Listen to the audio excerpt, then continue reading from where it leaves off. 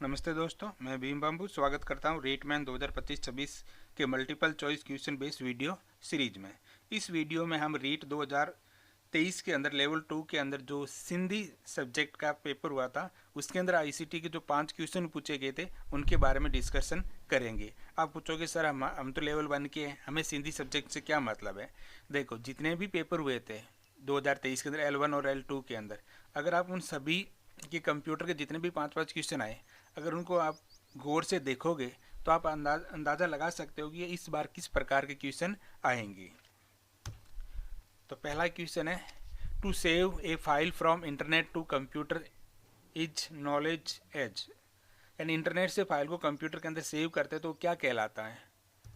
Downloading कहलाती है, दूसरा है अपलोडिंग, तीसरा है डिप्लॉयमेंट और चौथा है वेब लिंकिंग।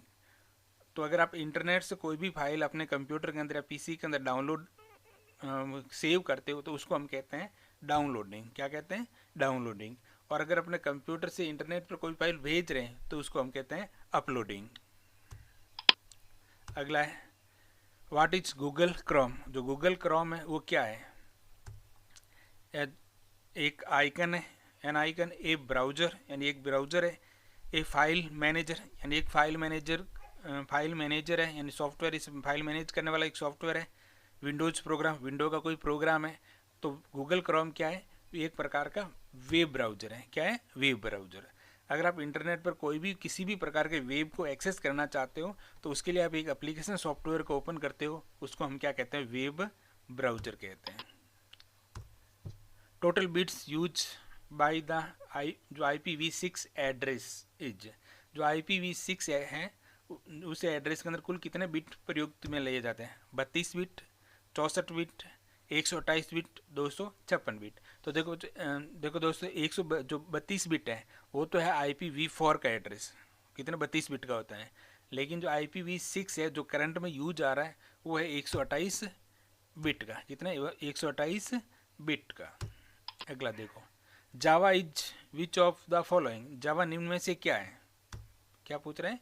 जावा निम्न में से क्या है?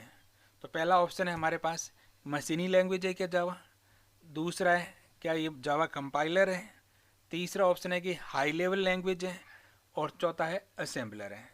तो पहला ऑप्शन है मशीनी लैंग्वेज। तो देखो, मशीनी लैंग्वेज उसे कहते हैं जिसकी कोडिंग 0 और 1 के अंदर, तो ये तो हो ही नहीं सकता है।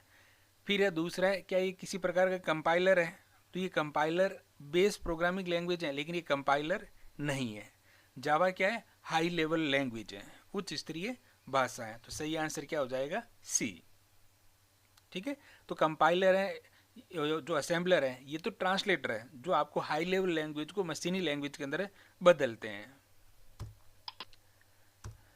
Is new name of Facebook. जो फेसबुक है उसका अभी नया नाम क्या है? तो जब ये आपका एग्जाम हुआ था 22 या 23 की समथिंग, तब ये सवाल पूछे गए थे।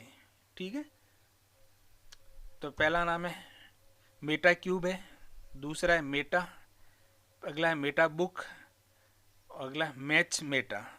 तो जो फेसबुक है जिसकी पेरेंट कंपनी है, उसका पहले तो फेसबुक ही थी, अब इस फेसबुक की जो पेरेंट कंपनी है उसका नाम क्या हो गया था? मेटा। तो फेसबुक का नया नाम क्या है? मेटा। तो उम्मीद करता हूँ आपको अच्छी तरह समझ में आया होगा। मिलते हैं नेक्स्ट वीडियो के अंदर जिसके अंदर अभी हमारे 2 सब्जेक्ट और बच गए हैं, एक तो SST और इसके अलावा एक पंजाबी। इन दोनों के भी पेपर हुए थे, उनके बारे में डिस्कशन करेंगे।